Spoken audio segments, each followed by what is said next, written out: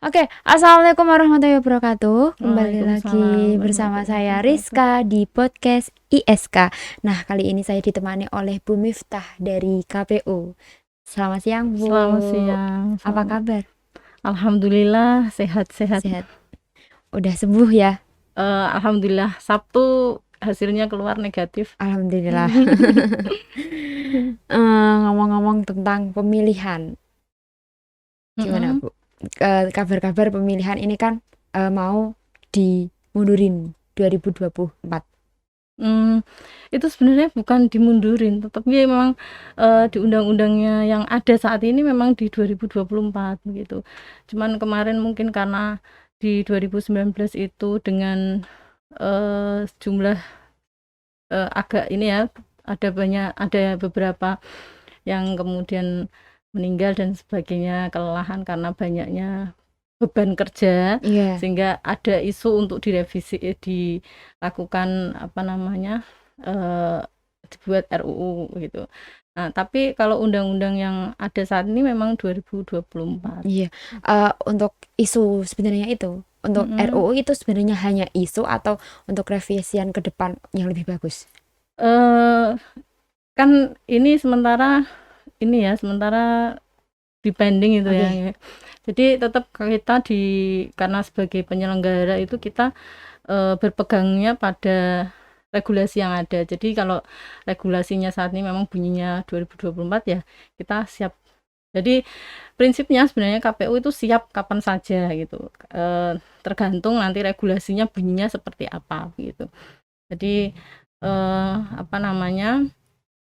Kita sebagai penyelenggara eh, pelaksana undang-undang, istilahnya begitu. Jadi Iya. undang-undangnya nanti berbunyi apapun, kita insya Allah siap Iya. gitu.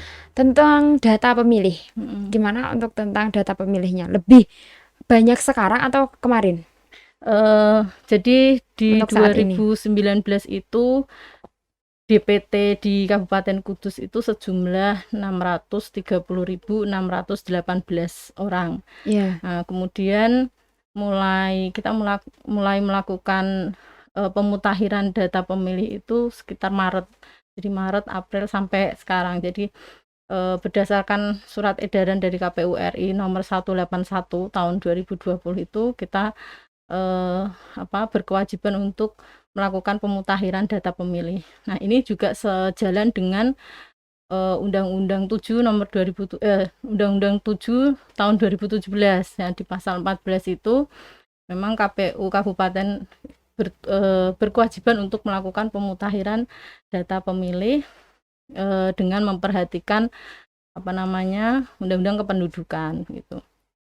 Jadi terakhir data istilahnya DPB ya, daftar pemilih berkelanjutan itu terakhir kita update kemarin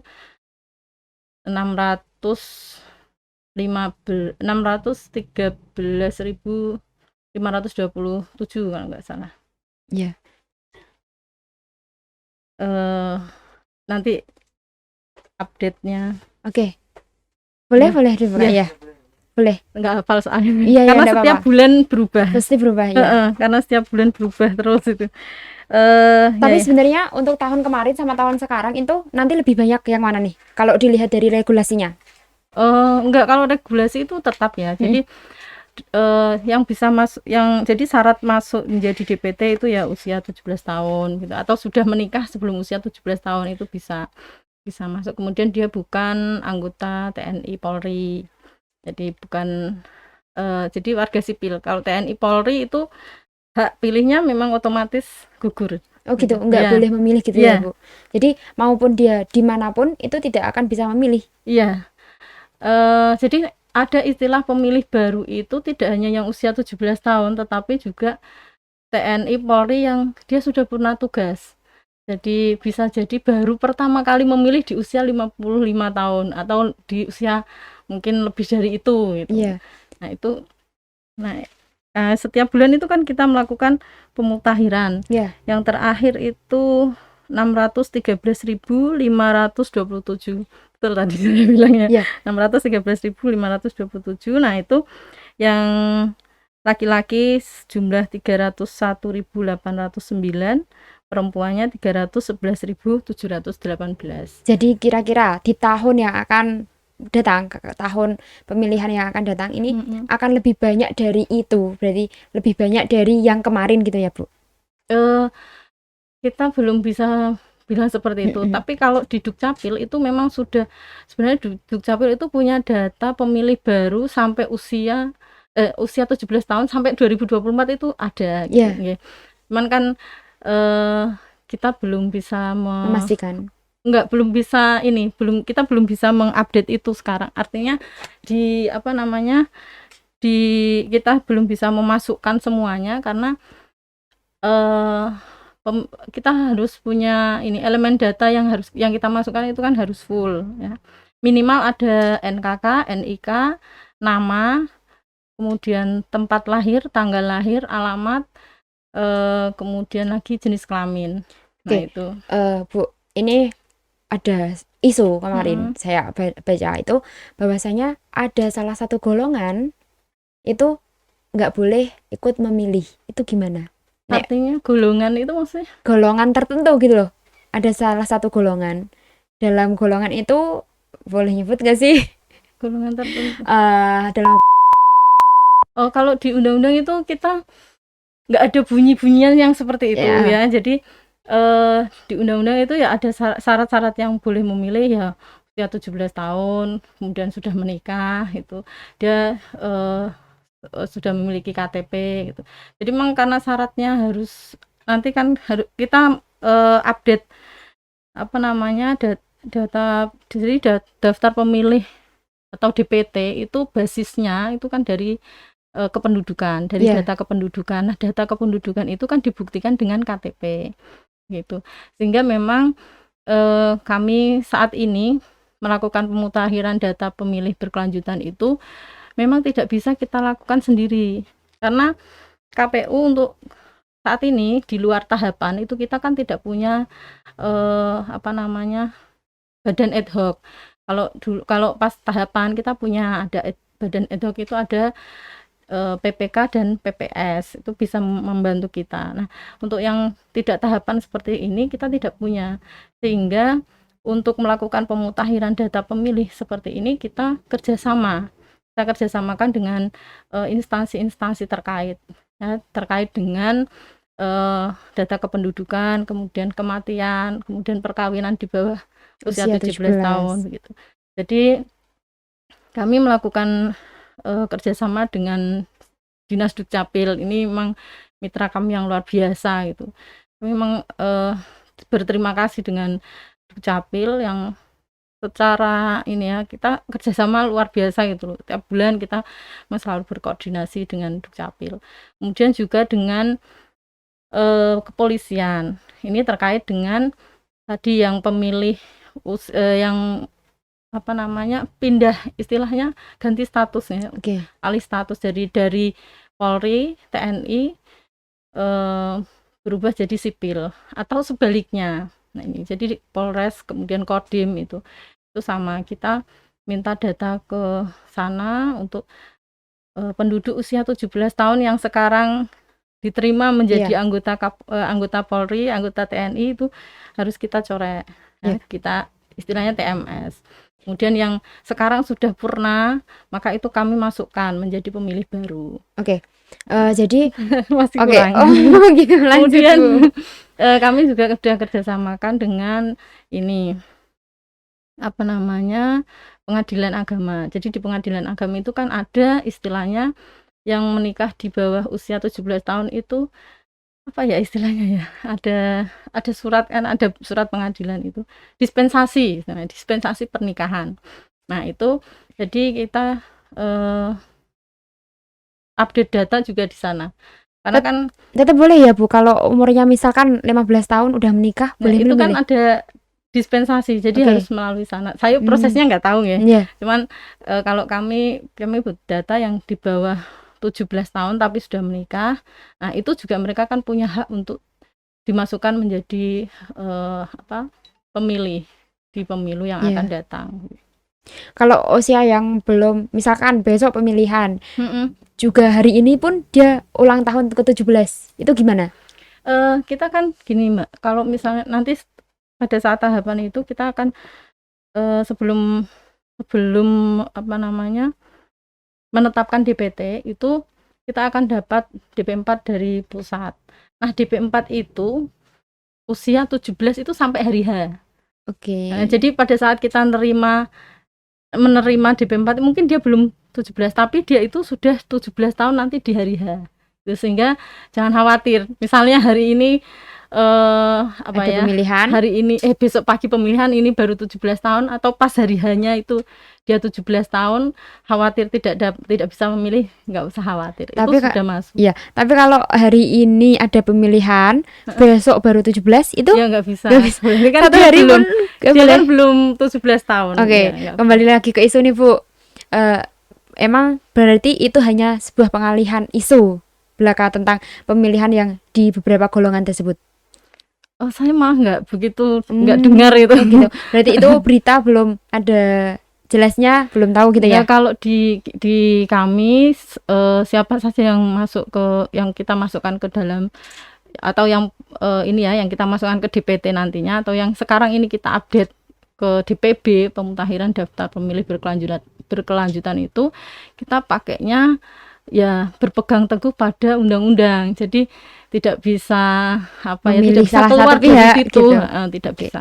Jadi tetap kalau memang 17 ke atas atau memang Ya, ada dispensasi ya ada syarat pemilih gitu. Kalau dia sudah 17 tahun, kemudian dia memang sudah punya KTP dan yang lainnya tidak, artinya tidak hak pilihnya tidak dicabut. Nah, itu tetap kita masukkan gitu.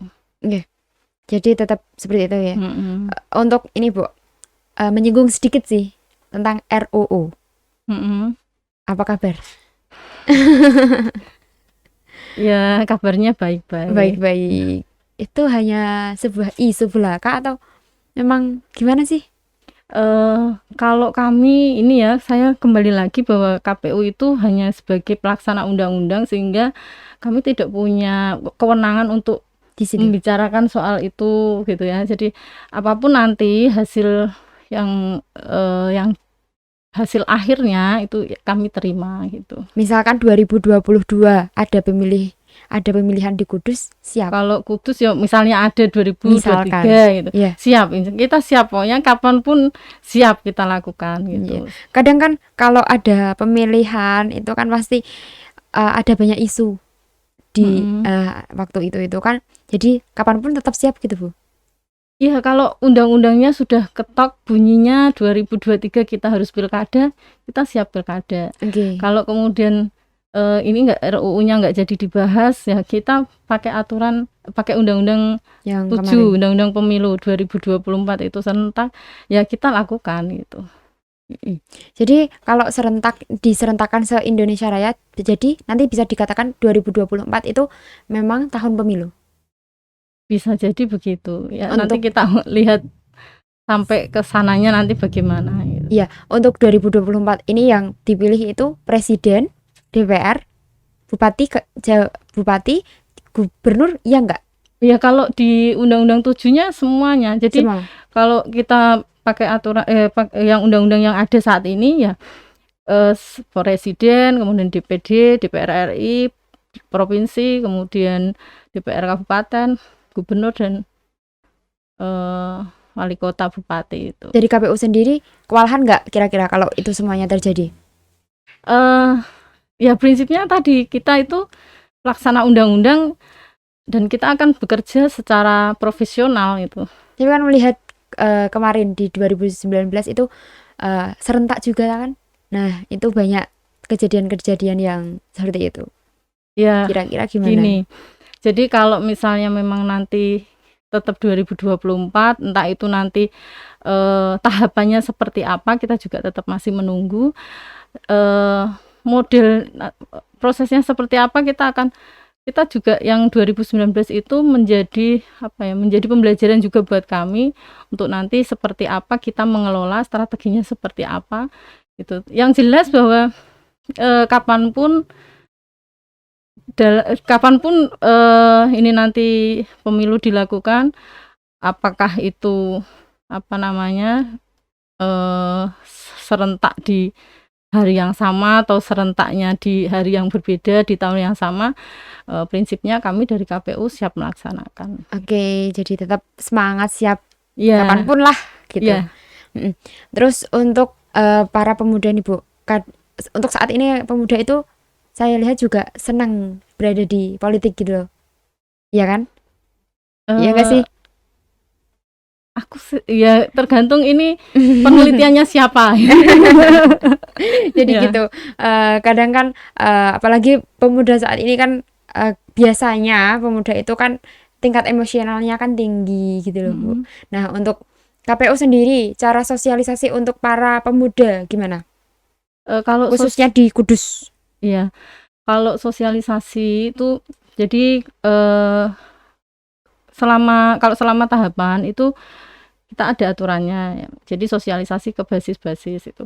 Kalau seperti kemarin 2019 itu kita ada namanya relawan demokrasi. Relawan demokrasi itu yang jadi sosialisasi yang melaksanakan itu para relawan. Ini juga hampir semuanya anak muda gitu. Iya. Karena basisnya itu kan ada basic pemilih pemula, kemudian basic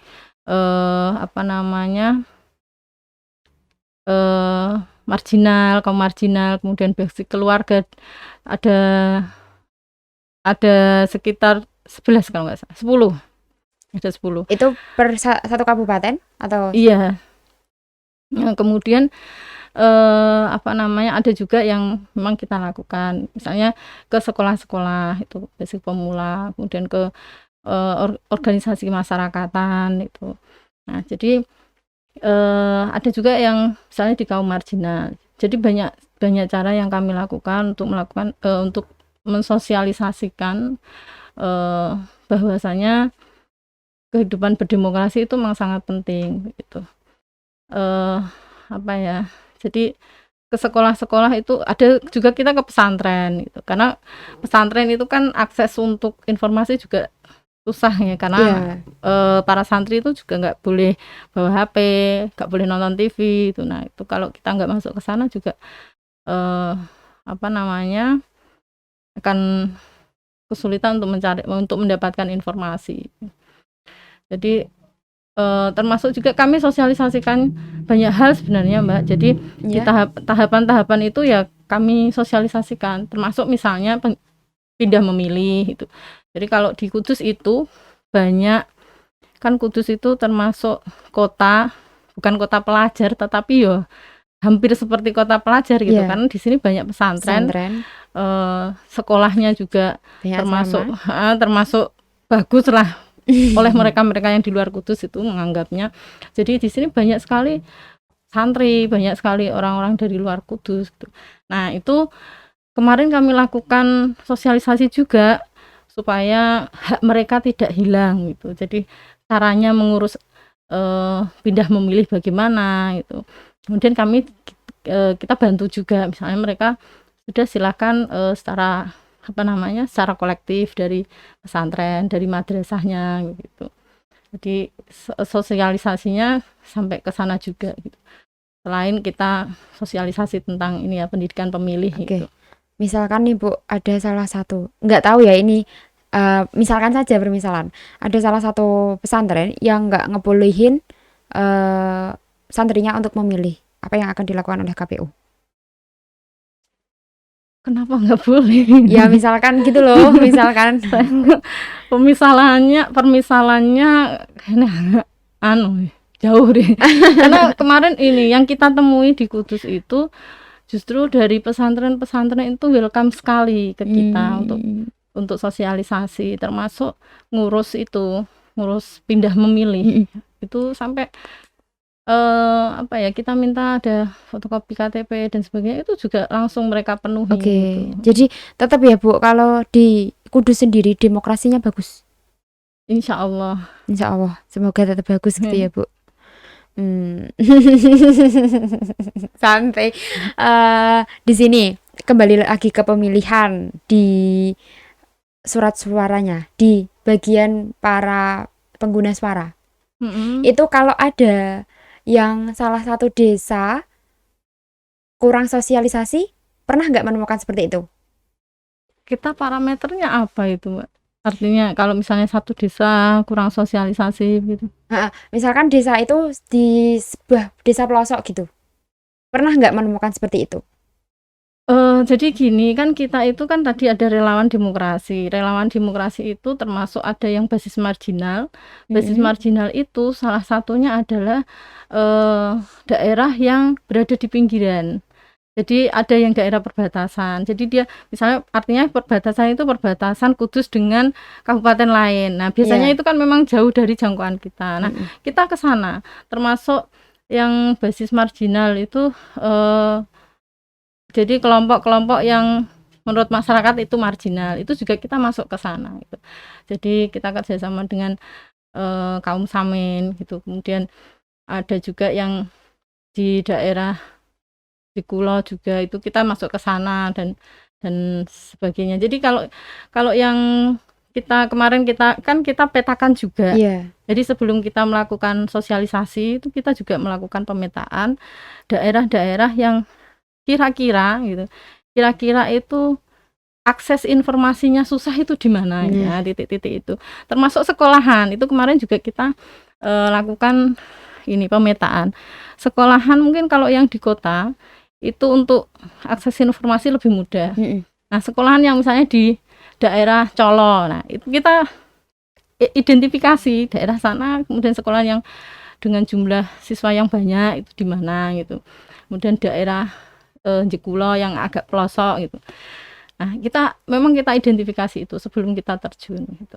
Jadi kan tetap ada ya Bu, kasus-kasus untuk susah ke desa itu, tapi tetap dilakukan pemetaan. Iya, tetap kita lakukan pemetaan dan kita lakukan sosialisasi di sana. Hmm. Ya, kalau cerita kita punya banyak cerita sebenarnya. Iya. Ada yang cerita kita coklit dikejar-kejar anjing ya Mas. Jadi ada yang misalnya mau dicoklit, rumahnya nggak ada orangnya, terus yang ada karena punya peliharaan anjing malah kita ini ya ada. Terus ada yang ya banyak Pernah cerita nggak gitu. mau coklit terus orang itu menolak? Ada juga. Cara mengatasinya Bu? Ya kan kita apa ya, kalau misalnya mereka tidak mau, tetap kita tidak bisa menghilangkan haknya ya. Yang penting itu di situ ada orangnya, di data kependudukannya ada, ya tetap. Kita kan coklit itu kan hanya apa ya, mencocokkan ya. Jadi oh ini ada penduduknya, memang ada gitu. Ini sesuai dengan apa namanya, ini KTP-nya ada, kemudian orangnya masih maksudnya gitu ya, tidak meninggal, tidak pindah tempat atau pindah domisili, berarti ya kita masukkan gitu. Itu. Jadi persoalan nanti kemudian dia menggunakan hak pilih dan tidak, itu kan persoalan pribadi. Tapi kami di KPU itu kan yang penting kami itu tidak menghilangkan hak pilih seseorang itu. Jadi hak dia tetap harus kita lindungi. Meskipun dia tidak memilih nantinya meskipun dia tidak memilih, tapi kami tetap melindungi bahwa hak dia itu apa ya, memang dia punya hak untuk memilih, ya kita lindungi gitu. Oke, sekarang kan masa pandemi nih Bu, gimana cara sosialisasinya? Ya secara umum begitulah Mbak, jadi kita webinar gitu. Iya. Jadi kemarin kita sudah berapa kali ya, 3 kali ya, jadi kita kerjasama dengan pertama IAIN, IAIN Kudus, kemudian UMKU, kemudian UMK gitu. Itu di tahun 2020. Kemudian kami juga, jadi salah satu cara untuk sosialisasi dengan kita bikin film pendek. Ya nanti bisa ditonton di channel YouTube kami, atau kalau misalnya di-linkkan ke ISK juga oke. Jadi itu yang pertama itu tentang cek DPT. Jadi sebenarnya ini untuk ke pemutahiran daftar pemilih berkelanjutan tadi. Jadi usia 17 tahun. Jadi di situ ceritanya anak usia 17 tahun baru ini ya, baru merayakan Ulang tahun. ulang tahun 17 tahun, kemudian sama salah satu temannya ditanyain udah masuk di DPT belum gitu. Ayo kita cek gitu. Kemudian cek DPT dan di situ ini ada edukasi bagaimana memberikan tanggapan ya, istilahnya tanggapan masyarakat ke kami bahwa nama NIK-nya sekian gitu, nomor KK-nya sekian, itu mendaftar supaya didaftar jadi pemilih pemula gitu, pemilih baru istilahnya. Nah, itu. Selain itu sebenarnya bisa datang ke kantor, kemudian kami lakukan pemutahiran gitu. Ini namanya tanggapan masyarakat itu tadi. Tapi kan tidak semuanya itu mengetahui itu loh Bu. Iya. Apalagi langsung datang ke kantor. Makanya itu kan kita butuh sosialisasi. Jadi beberapa kali kita sosialisasi yang kita webinar dengan adik-adik mahasiswa itu, ya kita sampaikan bahwa bisa memberikan tanggapan masyarakat baik untuk dirinya sendiri maupun untuk orang lain. Artinya misalnya ada keluarga yang sudah meninggal, itu boleh. Misalnya saya ada saudara yang meninggal misalnya, kemudian saya ngasih tanggapan masyarakat, identitas saya masukkan, kemudian identitas yang meninggal namanya siapa, NIK-nya berapa dan sebagainya, ini sudah meninggal misalnya. Atau mungkin saya memberikan masukan pada masukan adik saya 17 tahun gitu. Nah, jadi ini memang saya lakukan kemarin. Okay. Jadi adik saya 17 tahun itu. Kemudian saya memberikan masukan bahwa ini namanya ini, nomor kakak dan sebagainya yang sesuai dengan form yang harus diisi, itu saya isi aja gitu. Nah, jadi boleh kita memberikan tanggapan untuk diri sendiri maupun untuk orang lain gitu. Yang jelas, yang penting pemberi informasi atau pemberi tanggapan itu memang bisa dipertanggungjawabkan. Artinya ada namanya, ada nomor kakak, nomor IK-nya gitu. Tapi bisa dipastikan nggak kalau itu sampai ke masyarakat, sosialisasi itu? Ya ini yang masih sampai saat ini juga masih kita evaluasi dan evaluasi action kan gitu ya kita prinsipnya. Jadi nanti kalau misalnya ini sampai hasil evaluasinya bagaimana, nanti kemudian kita akan mencoba membuat formulasi yang baru dan sebagainya. Kami juga berencana untuk ke sekolah sebenarnya, tapi karena kondisinya yang seperti ini kan kita nggak mungkin gitu. Jadi kan kalau kondisi seperti ini kan gimana nih sosialisasinya untuk para pemilih yang akan datang itu gimana gitu loh Bu? Ya sementara seperti itu kita pakai webinar. Tapi kan tidak semua, kembali lagi banyak di Kudus ini desa-desa ada yang Colo kan jauh tuh, terus Jekulo juga jauh, Kaliwungu juga kan. Nah itu kan pasti ada kendala-kendala, mereka pun nggak tahu apa yang sebenarnya terjadi gitu loh. Ya kalau untuk yang saat ini kita memang pandemi dan memang ini kan kita belum masuk tahapan ya. Jadi kita melakukan sosialisasi ya semaksimal kita bisa gitu. Artinya sekarang misalnya kerjasama tadi dengan kampus-kampus itu kan, kalau yang kemarin juga ada beberapa yang mahasiswa KKN misalnya, mereka melakukan webinar gitu. Kemudian yang terakhir kemarin 2021 yang baru aja kemarin itu tanggal 2 kalau nggak salah selesai itu.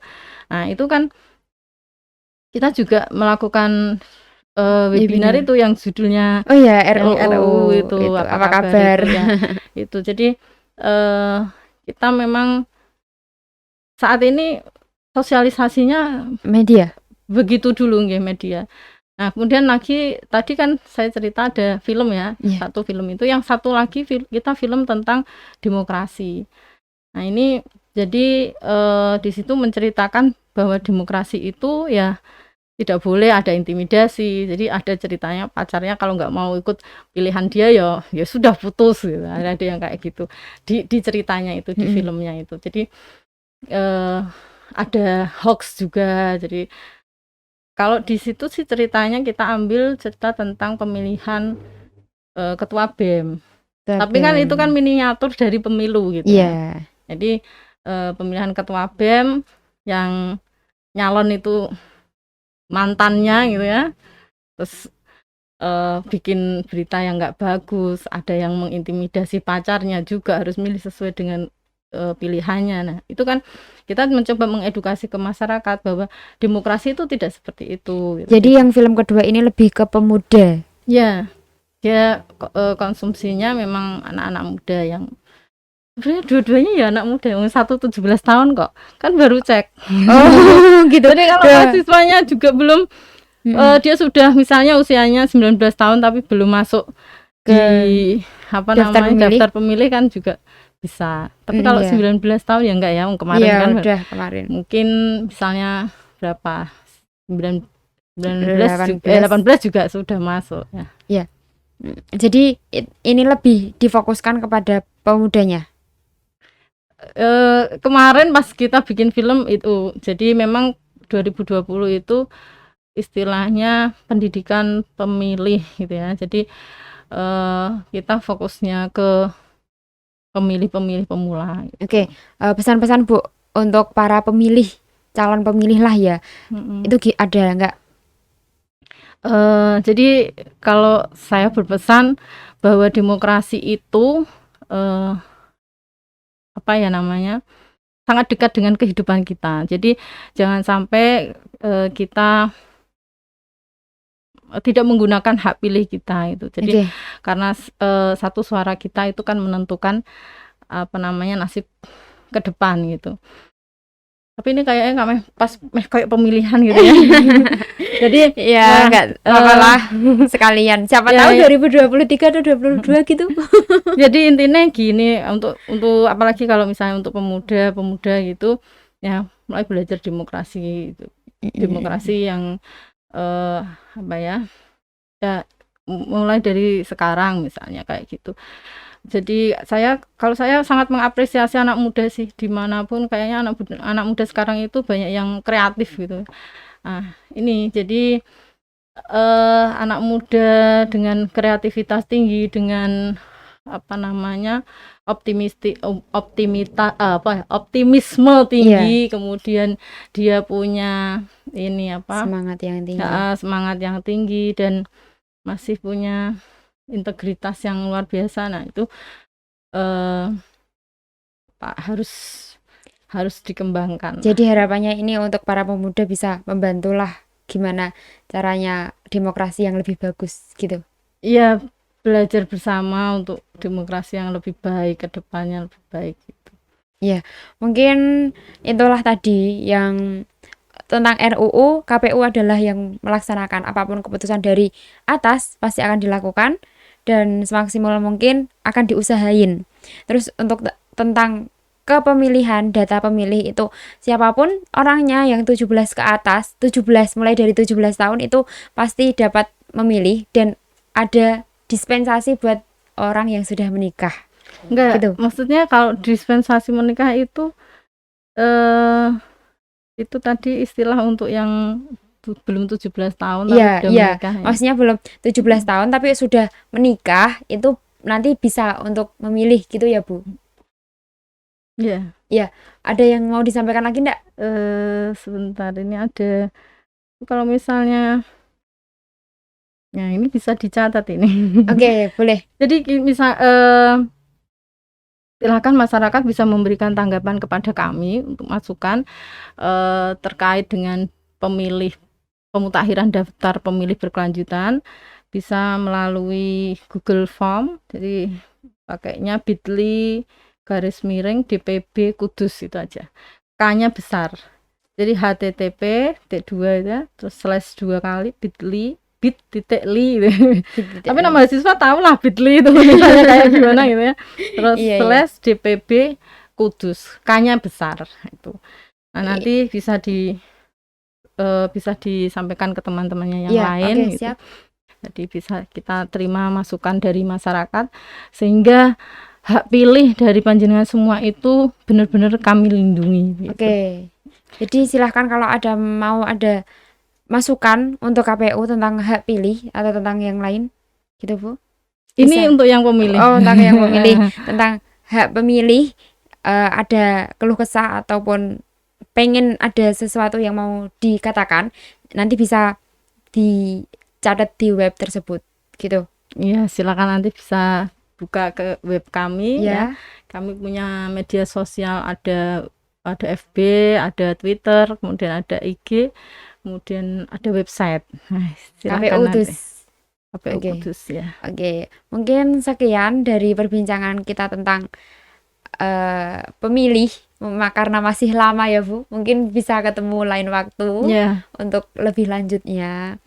Matur suwun sudah ya, mau kami juga kesini. terima kasih ISK sudah undang kami. Semoga ini nanti ada ada sesuatu yang ini. Jadi masyarakat menjadi tahu bahwa kami selama tidak tahapan ini juga melakukan pemutahiran daftar pemilih, dan kami selalu menunggu masukan dari masyarakat untuk pemutahiran daftar pemilih itu. Setiap bulan pasti. Setiap bulan kami melakukan pemutahiran daftar pemilih. Jadi kami melakukan rapat koordinasi dengan tadi pihak-pihak terkait yang sudah saya sampaikan Ya. tadinya.